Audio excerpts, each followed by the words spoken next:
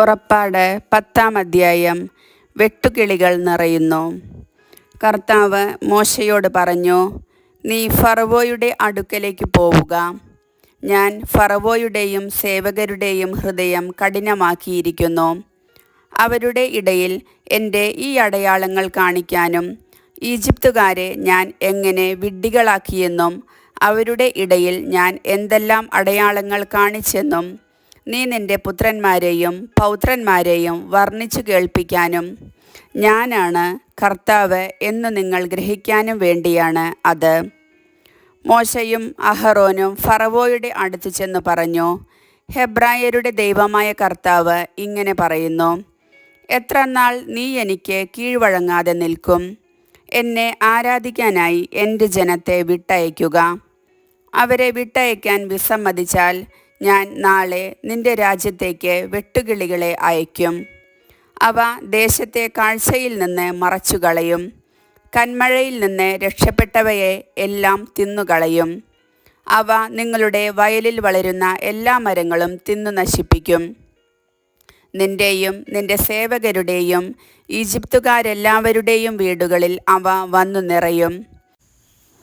നിന്റെ പിതാക്കന്മാരോ അവരുടെ പിതാക്കന്മാരോ ഈ നാട്ടിൽ താമസമാക്കിയ നാൾ മുതൽ ഇന്നോളം ഇങ്ങനെയൊന്നും കണ്ടിട്ടുണ്ടാവുകയില്ല. അതിനുശേഷം അവൻ ഫറവോയുടെ അടുത്തുനിന്ന് മടങ്ങിപ്പോയി. അപ്പോൾ ഫറവോയുടെ സേവകർ അവനോട് പറഞ്ഞു, ഇനി എത്ര നാൾ കൂടി നമ്മൾ ഈ മനുഷ്യൻ്റെ ഉപദ്രവം സഹിക്കണം? തങ്ങളുടെ ദൈവമായ കർത്താവിനെ ആരാധിക്കാൻ ഈ ജനത്തെ വിട്ടയച്ചാലും ഈജിപ്ത് നശിച്ചുകൊണ്ടിരിക്കുകയാണെന്ന് ഇത്രയുമായിട്ടും അങ്ങ് അറിയുന്നില്ലേ? ആകയാൽ അവർ മോശയെയും അഹ്റോനെയും ഫറവോയുടെ അടുക്കലേക്ക് തിരികെ കൊണ്ടുവന്നു. അവൻ അവരോട് പറഞ്ഞു, നിങ്ങൾ പോയി നിങ്ങളുടെ ദൈവമായ കർത്താവിനെ ആരാധിക്കുവിൻ. എന്നാൽ ആരെല്ലാമാണ് പോകുന്നത്? മോശ പറഞ്ഞു, ഞങ്ങളുടെ യുവജനങ്ങളും വൃദ്ധരും പുത്രീപുത്രന്മാരും ഒരുമിച്ചാണ് പോകേണ്ടത്. ഞങ്ങളുടെ ആടുമാടുകളെയും കൊണ്ടുപോകണം. കാരണം ഞങ്ങൾ പോകുന്നത് കർത്താവിൻ്റെ പൂജാ മഹോത്സവം ആഘോഷിക്കാനാണ്. അപ്പോൾ അവൻ പറഞ്ഞു, ഞാൻ നിങ്ങളോടൊപ്പം നിങ്ങളുടെ കുഞ്ഞുങ്ങളെയും വിട്ടയക്കുകയോ? കർത്താവ് നിങ്ങളെ കാക്കട്ടെ. നിങ്ങളുടെ ഉള്ളിൽ എന്തോ ദുരുദ്ദേശ്യമുണ്ട്. നിങ്ങളിൽ പുരുഷന്മാർ മാത്രം പോയി കർത്താവിനെ ആരാധിച്ചാൽ മതി. അതാണല്ലോ നിങ്ങൾ ആവശ്യപ്പെട്ടിരുന്നത്. ഉടൻ തന്നെ അവർ ഫറവോയുടെ സന്നിധിയിൽ നിന്ന് ബഹിഷ്കൃതരായി. പിന്നീട് കർത്താവ് മോശയോട് അരുളി ചെയ്തു, നീ ഈജിപ്തിൻ്റെ മേൽ കൈനീട്ടുക. കന്മഴയെ അതിജീവിച്ച എല്ലാ ചെടികളും തിന്നു നശിപ്പിക്കുന്നതിന് വെട്ടുകിളികൾ വരട്ടെ. മോശ തൻ്റെ വടി ഈജിപ്തിൻ്റെ മേൽ നീട്ടി. അന്ന് പകലും രാത്രിയും മുഴുവൻ ആ നാടിൻ്റെ മേൽ കർത്താവ് കിഴക്കൻ കാറ്റ് വീശിച്ചു. പ്രഭാതമായപ്പോൾ കിഴക്കൻ കാറ്റ് വെട്ടുകിളികളെ കൊണ്ടുവന്നു. വെട്ടുകിളികൾ ഈജിപ്തിനെയാകെ ആക്രമിച്ചു. അവ രാജ്യം മുഴുവൻ വ്യാപിച്ചു. ഇത്ര വിപുലമായ വെട്ടുകിളി കൂട്ടങ്ങൾ ഇതിനു മുൻപ് ഉണ്ടായിട്ടില്ല, ഇനി ഉണ്ടാവുകയുമില്ല. അവ ദേശമാകെ മൂടിക്കളഞ്ഞതിനാൽ നിലം ഇരുണ്ടുപോയി. നാട്ടിൽ കന്മഴയെ അതിജീവിച്ച ചെടികളും മരങ്ങളിൽ ബാക്കി നിന്ന പഴങ്ങളും അവ തിന്നു തീർത്തു. ഈജിപ്തിൽ മരങ്ങളിലും വയലിലെ ചെടികളിലും പച്ചയായി ഒന്നും തന്നെ അവശേഷിച്ചില്ല. ഫറവോ തിടുക്കത്തിൽ മോശയെയും അഹ്റോനെയും വിളിപ്പിച്ച് പറഞ്ഞു, നിങ്ങളുടെ ദൈവമായ കർത്താവിനും നിങ്ങൾക്കുമെതിരായി ഞാൻ തെറ്റു ചെയ്തു പോയി. ആകയാൽ ഇപ്രാവശ്യം കൂടി എന്നോട് ക്ഷമിക്കണം.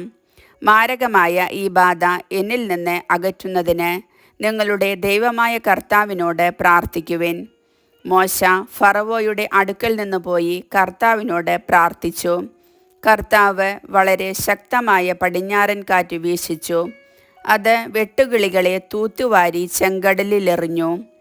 അവയിലൊന്നുപോലും ഈജിപ്തിൻ്റെ അതിർത്തികൾക്കുള്ളിൽ അവശേഷിച്ചില്ല. എങ്കിലും കർത്താവ് ഫറവോയെ കഠിനചിത്തനാക്കുക മൂലം അവൻ ഇസ്രായേൽക്കാരെ വിട്ടയച്ചില്ല. അന്ധകാരം വ്യാപിക്കുന്നു. കർത്താവ് മോശയോട് പറഞ്ഞു, നിന്റെ കൈ ആകാശത്തേക്കു നീട്ടുക. ഈജിപ്തിൽ ഇരുട്ടുണ്ടാകട്ടെ, തൊട്ടറിയാവുന്ന ഇരുട്ട്. മോശ ആകാശത്തിലേക്ക് കൈ നീട്ടി. ഈജിപ്ത് മുഴുവൻ 3 ദിവസത്തേക്ക് കൂരിരുട്ട് വ്യാപിച്ചു. അവർക്ക് പരസ്പരം കാണാനോ യഥേഷ്ടം നീങ്ങാനോ സാധിച്ചില്ല. എന്നാൽ ഇസ്രായേൽക്കാരുടെ വാസസ്ഥലങ്ങളിൽ വെളിച്ചമുണ്ടായിരുന്നു. അപ്പോൾ ഫറവോ മോശയെ വിളിച്ചു പറഞ്ഞു, പോയി നിങ്ങളുടെ കർത്താവിനെ ആരാധിച്ചുകൊള്ളുവിൻ. ആടുമാടുകൾ മാത്രം ഇവിടെ നിൽക്കട്ടെ, കുട്ടികളും നിങ്ങളോട് കൂടെ പോരട്ടെ.